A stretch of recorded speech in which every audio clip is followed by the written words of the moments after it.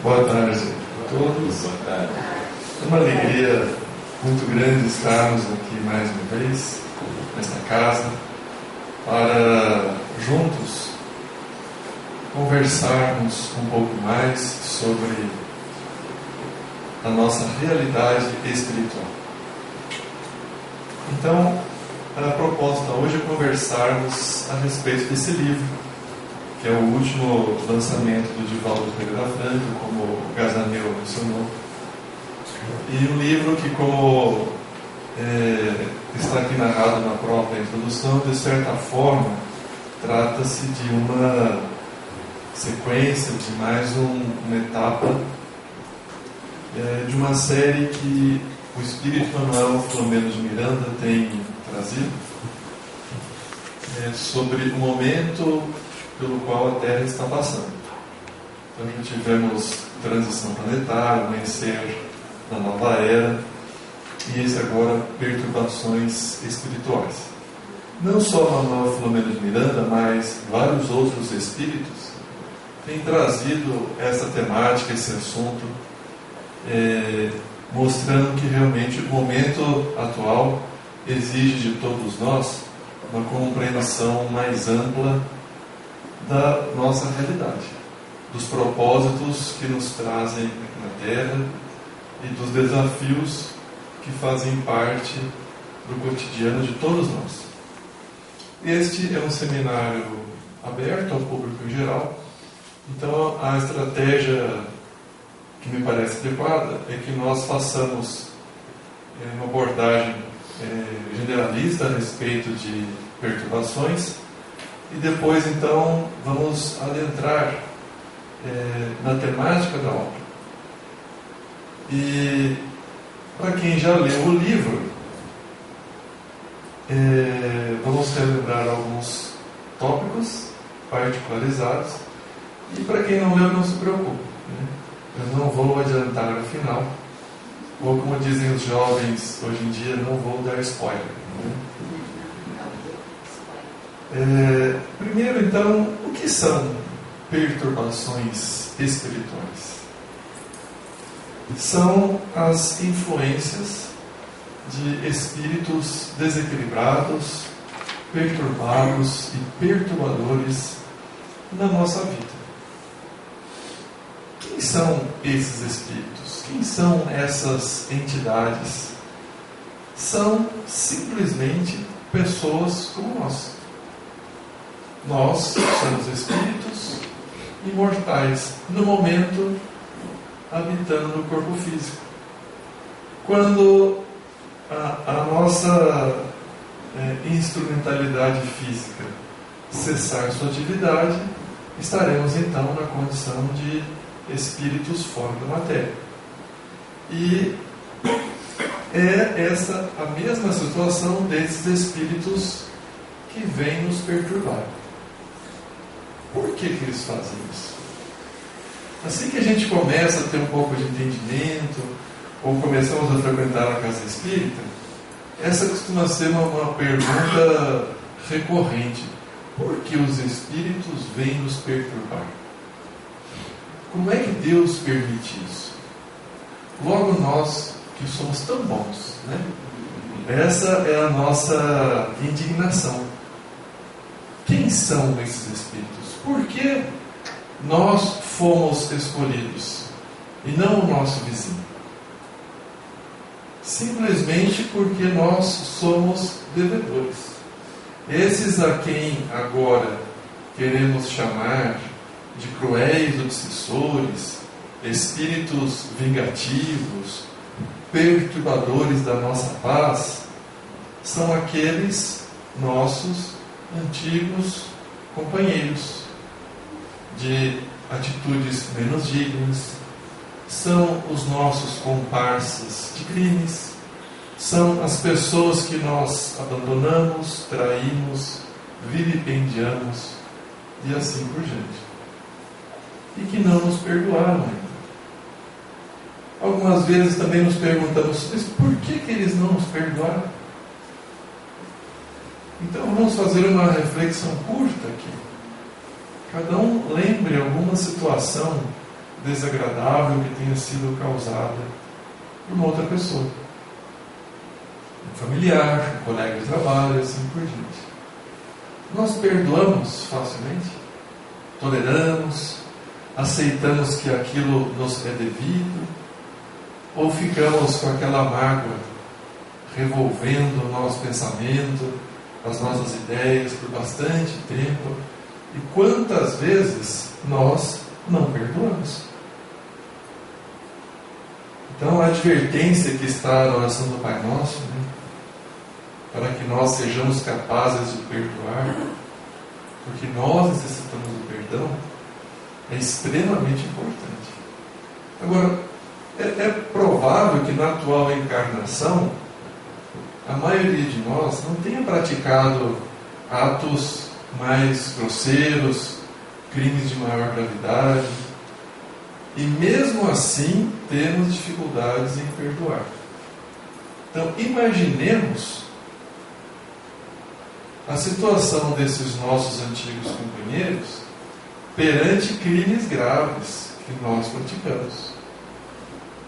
E aí nós ganhamos uma nova chance, que é a reencarnação. Pouquíssimos de nós aqui estamos reencarnados por mérito próprio. A maioria de nós consegue a dádiva da reencarnação pela misericórdia do Pai, através dos espíritos mais evoluídos que nos querem bem. Então, esses espíritos mais evoluídos, que vieram nos resgatar das zonas de sofrimento espiritual, que nos patrocinam a oportunidade de aprendizado no mundo superior, e depois de várias décadas endossam a proposta para que nós pudéssemos ter mais uma chance. Mas muitas vezes esses nossos antigos companheiros ainda não tiveram essa oportunidade, ou não conseguiram compreender que só o perdão liberta, e aí eles nos encontram com uma máscara nova, que é o corpo físico. Então é fácil compreender a indignação deles para conosco, porque muitas vezes eles se encontram no atual patamar de sofrimento por nossa causa. E aí eles que continuam ainda nessa situação difícil, perturbadora, sem a dádiva do esquecimento temporário. Então sempre o sofrimento do lado espiritual é mais doído, é mais difícil. Porque quando reencarnados, nós temos infinitas bênçãos a amenizar as nossas dores de consciência. Por quê? Temos uma dor, uma dificuldade, uma doença, mas também temos que gerenciar as questões imediatas da matéria. Temos que nos alimentar, escovar os dentes, atender um familiar, outro. E ainda que estejamos em sofrimento, temos algumas distrações. Agora, aqueles que se encontram na pátria espiritual, eles vivem o tempo todo, quando perturbados, com a monoideia. Se consomem com aquele propósito. Então o sofrimento deles é doído. E aí eles nos reencontram. Como que se dá este reencontro? Tem uma analogia fácil para nós entendermos, né? Para quem participa de redes sociais, a pessoa gosta, por exemplo, de orquídeas. E com a internet hoje em dia, facilmente ela descobre um grupo que também gosta de orquídeas e trocam fotos de orquídeas, instruções de plantio, de cultivo e assim por diante, pela lei de sintonia. O pensamento é muito mais do que a internet.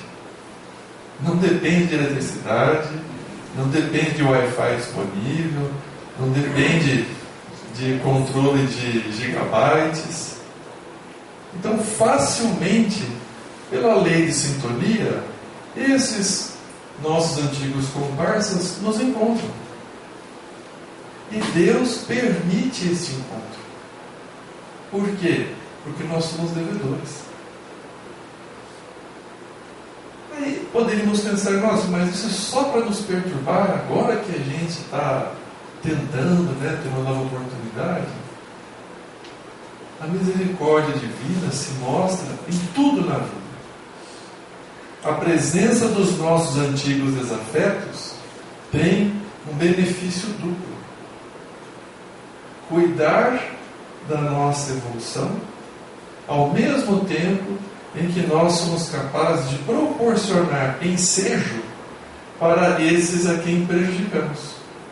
De que maneira? Poucos de nós aqui estamos por um interesse sadio da maior compreensão da vida. Poucos de nós. A maioria vem para a casa espírita quando tem uma dor, uma dificuldade, um problema psicológico grave, uma depressão, uma frustração afetiva, ou uma doença grave.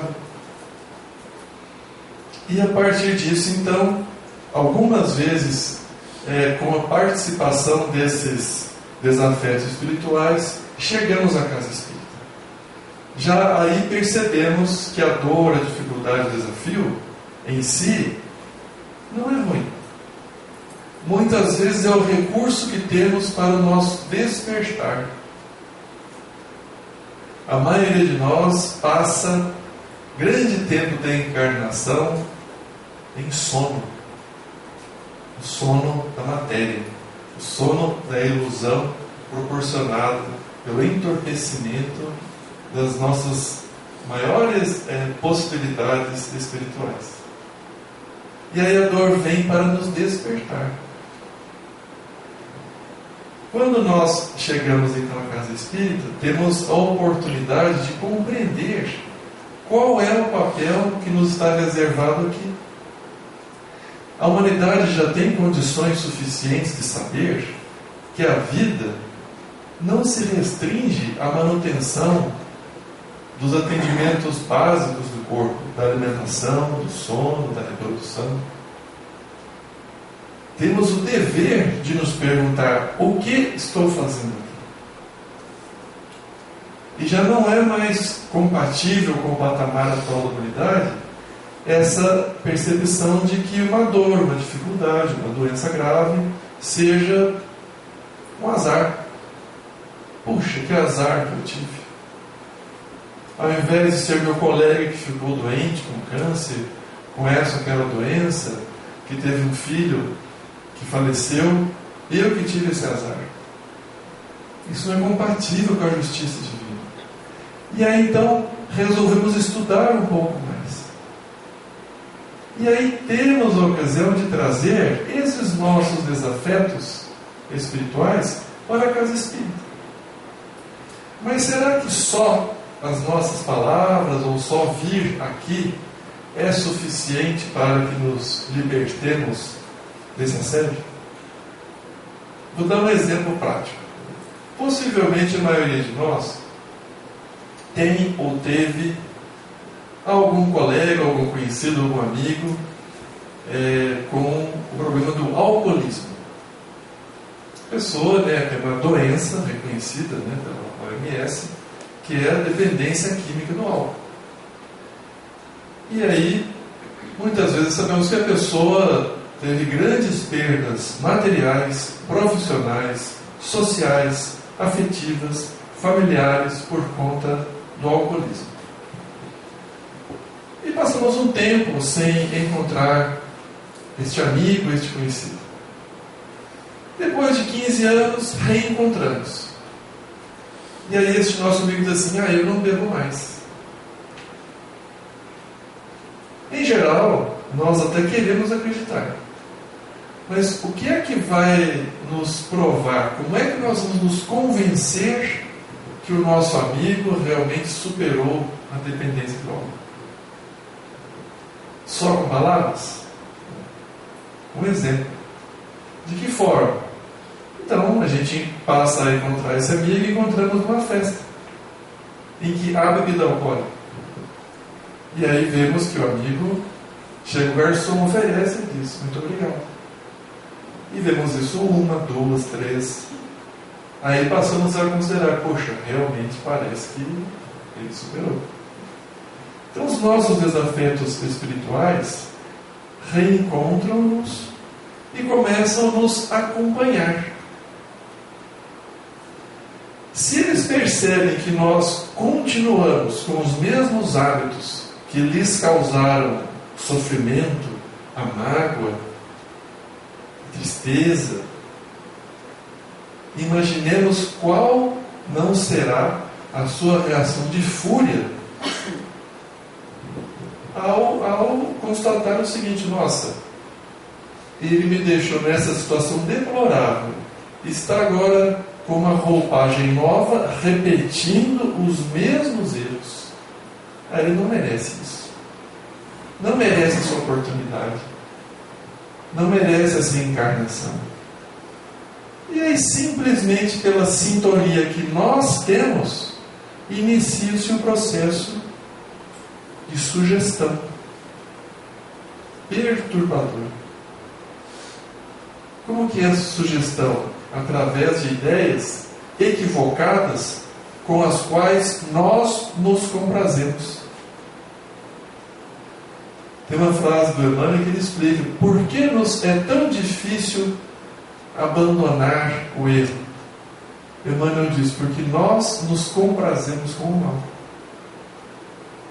Ainda temos vínculos fortes com os atos que praticamos por séculos. E o simples fato de estarmos reencarnados não significa que superamos essas algemas com a nossa condição inferior. E então imaginemos a situação: eles sofrendo por nossa causa, nós recebemos, graças à misericórdia e ao amparo de espíritos mais evoluídos que nós, uma oportunidade nova, e estamos fazendo com outros espíritos as mesmas circunstâncias que causaram sofrimento a eles. Facilmente tombamos nas circunstâncias desagradáveis, equivocadas que já fizemos no passado. A culpa é deles? Eles são perseguidores terríveis? Eles são obsessores cruéis? Não. Por que Deus permite a presença deles conosco? Porque nós, antes de reencarnarmos, nos comprometemos a ser, pelo menos, bons exemplos. De que forma? Será que nós mudamos radicalmente de uma encarnação para outra? Não. A nossa essência continua a mesma da última encarnação. As nossas tendências, os nossos hábitos são os mesmos. O que pode ser mudado agora, dependendo do bom uso do nosso livre-arbítrio? A nossa proposta. Então, um bom diálogo com aqueles a quem nós prejudicamos no passado é o seguinte: reconheço que continuo a mesma pessoa. Reconheço ser o mesmo espírito devedor. Mas estou com a proposta de fazer melhor. Por nós. Nós, a pessoa que fala e os que estão ouvindo da pátria espiritual. Será que eles vão acreditar de imediato? Não. Assim como nós também damos o benefício da dúvida ao nosso amigo, ao nosso colega que foi alcoólatra. Como é que nós podemos convencer? A palavra se parece, mas o que convence? Por exemplo. Como assim, Marcelo? Então, eu reconheço minhas más tendências, meus erros, minhas fraquezas. Mas estamos aqui, sábado à tarde, de um dia maravilhoso. Poderíamos estar tendo uma gama enorme de atividades de lazer. Mas estamos aqui. E os nossos desafetos espirituais? Nos acompanham. Todos temos. Todos. à exceção dos missionários, aqueles espíritos altamente evoluídos, esses não têm adversários pessoais porque supriram seus débitos, mas também têm que lidar com as perturbações daqueles espíritos contrários à proposta do bem. Jesus, quando reencarnado, várias vezes percebia espíritos das trevas querendo perturbá-lo. Ele dizia, às vezes falando para os seus discípulos, para as pessoas ao seu redor que vinham lhe pedir, lhe elogiar, ele dizia: afasta-te de mim, Satanás. Não era para o encarnado. Obviamente Jesus, com sua clarividência plena, percebia o assédio espiritual. Então, o que vai ser a possibilidade de nós convencermos nossos desafetos de que a nossa proposta é verdadeira, é um exemplo. Então, no sábado à tarde, nós vamos na casa espírita participar de um seminário. No domingo de manhã, vamos ouvir a palestra. Vamos visitar o lar dos vovós ou o lar dos vovôs. Na quarta-feira, vamos colaborar no grupo das gestantes. Vamos ser voluntários no CVV. Vamos visitar algum familiar, algum amigo em dificuldades. Vamos fazer a prática do Evangelho no lar diariamente. Vamos ler boas obras. Vamos orar mais. De tal forma que os nossos desafetos, em nos acompanhando, façam a seguinte constatação: olha, não sei se ele mudou,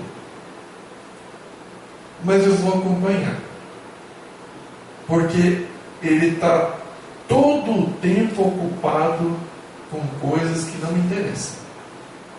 E aí eles tentam nos insuflar ideias equivocadas.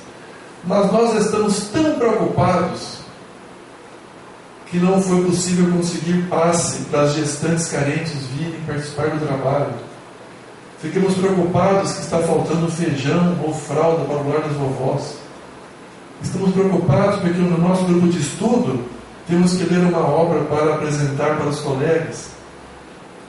Ficamos preocupados porque já está quase chegando a hora do Evangelho no lar e ainda tem que terminar de fazer essa ou aquela tarefa.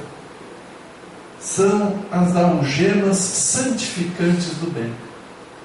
Quando a nossa mente está sempre às voltas com bons compromissos, as conexões que os espíritos desequilibrados querem nos lançar não se completam. Então, pelo nosso exemplo, ainda que tenhamos as piores inclinações possíveis, pelo nosso exemplo, pelo nosso compromisso com a rotina libertadora, ou eles vão se tornando nossos companheiros, ou eles nos abandonam. Qual que é o propósito de Deus? Que eles possam constatar: nossa, se esse indivíduo que perpetrou tantos crimes, tantas arbitrariedades, por estar reencarnado, mantendo as mesmas tendências, ele está conseguindo se tornar uma pessoa melhor, eu também posso conseguir. Essa é a proposta. E vou ilustrar com um caso que não é desta obra, mas que se aplica muito bem a mostrar que todos temos que conviver com perturbações espirituais e que elas são importantes para que a nossa consciência se equilibre perante as leis divinas, porque o propósito da permissão para que isso aconteça é a nossa libertação junto com a libertação daqueles a quem prejudicamos. Esse fato está narrado no livro O Semeador de Estrelas, o livro da Sueli Caldas Schubert, e há no início de cada capítulo um fato narrado em primeira pessoa pelo próprio Divaldo Franco. E depois a Sueli Caldas Schubert faz alguns comentários. E talvez algumas pessoas conheçam o fato do Divaldo ter narrado em palestras. Esse capítulo, no livro O Semeador de Estrelas, intitula-se O Máscara de Ferro. Então, Divaldo Franco narra que desde o início da sua mediunidade, ele se deparou com um espírito que o perturbava, que o ameaçava, com uma expressão extremamente rancorosa, uma expressão assim de muito ódio, a tal ponto que o Divaldo o apelidou de Máscara de Ferro, em referência a um filme que havia na época. Não é do meu tempo, obviamente. Talvez alguns aqui tenham até assistido. E o Divaldo disse que a expressão era tão dura, tão carregada, que ele apelidava esse espírito de Máscara de Ferro. E todos nós conhecemos, né, a folha de serviço do Divaldo Franco, que recentemente completou 89 anos, em plena atividade. Desde a primeira juventude. Ainda assim, Divaldo Franco quase foi conduzido à morte do corpo físico por esse espírito mais de uma vez. Em uma das ocasiões, durante o sono, esse espírito hipnotizou Divaldo Franco. Eles estavam em uma casa próxima à praia que havia sido cedida por um confrade para que Divaldo Franco e seu primo Nilson levassem as crianças da Mansão do Caminho para conviver um pouco na praia, perto de Salvador. E durante a noite, aquela quietude, né, todos dormindo, o Divaldo Franco, durante o desprendimento do corpo, então foi hipnotizado pelo Máscara de Ferro e foi conduzido para o mar.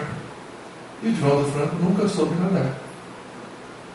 E a tal ponto foi aquele evento mediúnico, por assim dizer, que o Divaldo só se deu conta de que estava no mar quando a água estava no seu pescoço.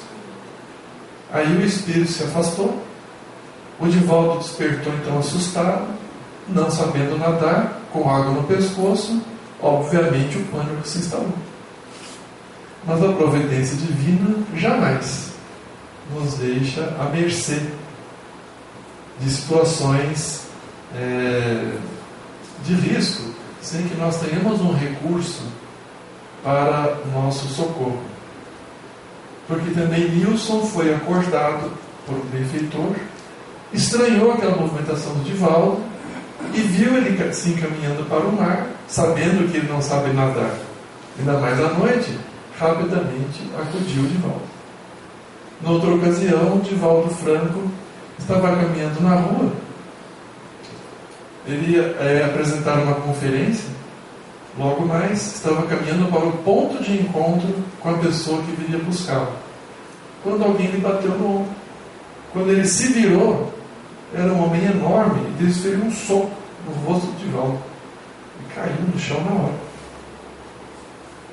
Quando o Divaldo caiu e conseguiu abrir os olhos para ver, ao mesmo tempo em que o homem se desculpava, dizendo que havia tido a impressão que era um outro indivíduo que estava assediando sua esposa, o Divaldo viu o Máscara de Ferro, que havia feito aquela manifestação mediúnica também, de confundir o indivíduo para que agredisse o Divaldo. Em uma terceira ocasião, o Divaldo estava na casa de uma senhora. Antigamente ele se hospedava na casa das pessoas, Hoje ele fica em hotel para ter um pouco de descanso, de repouso. Quando ele estava na casa de uma senhora, num apartamento, quando um familiar, um homem, totalmente transtornado, subitamente, começou a querer agredir o Divaldo, fazendo menção de arremessá-lo do alto do edifício. O Divaldo começou a orar, ficou em prece, a pessoa se acalmou um pouco, o Divaldo percebeu que a situação estava sob controle e retirou-se daquele aposento. Divaldo Pereira Franco, em pleno exercício da sua missão de paz e amor. E o Espírito o ameaçava com frequência. Dizia: não iremos descansar. Ou você abandona este seu compromisso com esta nova religião, ou nós iremos até o ponto de fazer a sua morte. Não descansaremos. O Divaldo dizia: olha,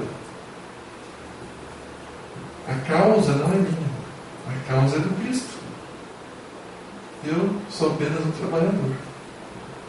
Depois de 20 anos de assédio ininterrupto, o Espírito chegou para ele e disse assim: olha, você ainda não me convenceu, mas parece, 20 anos, parece que essa sua proposta é verdadeira. Vou diminuir as minhas agressões, mas você não me convenceu. E o Divaldo disse que tudo bem, continuou fazendo o trabalho dele, mas começou a reparar que o Espírito vinha às palestras, acompanhava ele nas pregações. Num determinado dia, chamaram o Divaldo. Uma das colaboradoras da Mansão do Caminho, dizendo: Divaldo, achamos esta menininha recém-nascida aqui na porta da Mansão do Caminho. Havia sido colocada numa caixinha de papelão, ainda estava o cordão umbilical assim, bem recente, todo sujo de terra, até com formigas, né, que deixaram no chão. E aí o Divaldo falou: não, vamos limpá-la, né, vamos aquecê-la. E as irmãs assim: mas Divaldo, o que a gente vai fazer? Estamos super lotados, não tem lugar para mais ninguém aqui. Aí o Divaldo se recolheu à oração e fez o que todos nós devemos fazer nas situações de dúvida. O que Jesus faria no meu lugar? Ele falou: olha, nós vamos acolher essa criança, vamos dar um jeito, o recurso virá. E assim foi feito. Deram um banho, acolheram a menina. Aí Divaldo estava com ela no colo, o Máscara de Ferro apareceu e disse assim: mas você vai recolher essa criança? Divaldo falou: vou. E você ama ela? Não, claro que não, acabei de conhecê-la, mas vou amá-la, assim como meus outros muitos filhos adotivos que tenho aqui. E por que você vai acolhê-la? É meu dever. Aí o Máscara de Ferro começa a chorar. E eu agora acredito em você. Eu peço perdão. Essa a quem você acolhe é minha mãe. Ela e eu temos errado muito. E eu preciso dessa encarnação dela, porque eu sei que eu devo voltar. A partir de agora você terá em mim um colaborador fiel. Serei teu irmão, serei teu braço direito e serei teu protetor. Esse era o propósito divino. O Divaldo fala que, em certa ocasião, numa reunião mediúnica com Chico Xavier, lá em Uberaba, essa entidade se manifestou pelo Chico e teve um diálogo longo com o Divaldo. E o Divaldo ficou impressionado porque ele percebia o vínculo que ele tinha com aquela entidade. Por isso que a entidade havia tido assim uma influência tão expressiva na sua vida. O vínculo deles era muito antigo. Qual era o propósito divino? Que pelos bons exemplos, pela perseverança no bem, esse espírito constatasse a sinceridade da proposta. E de um inimigo foi feito um colaborador para a obra do Cristo. Então, a proposta mais ingênua que nós podemos ter com os nossos desafios espirituais é a mais comum. quando alguém fala, ou quando nós pressentimos ou percebemos alguma perturbação espiritual, o nosso primeiro movimento é: meu Deus, afasta essa coisa ruim daqui. Meu Deus, olha, limpa a minha casa, isso tudo. Como se fosse possível, diante da perfeição que existe no universo, que algo que não nos fosse devido estivesse em nossa casa. Imaginemos que, no mínimo, eles devem rir quando não se indignarem. Porque o que nós estamos chamando de coisa ruim, de espírito perturbador, são aqueles que se encontram nessa situação por nossa causa. Imaginemos a dor que nós lhe causamos falando assim. Qual deve ser a nossa proposta sempre? Tenhamos nós constatado alguma perturbação ou não, nas nossas orações diárias. Meu Deus, com certeza, eu tenho muitos desafetos no plano espiritual. Sabendo dos meus erros atuais, é fácil constatar os erros que eu pratiquei no passado. Senhor, tende misericórdia de nós. Atende em primeiro lugar esse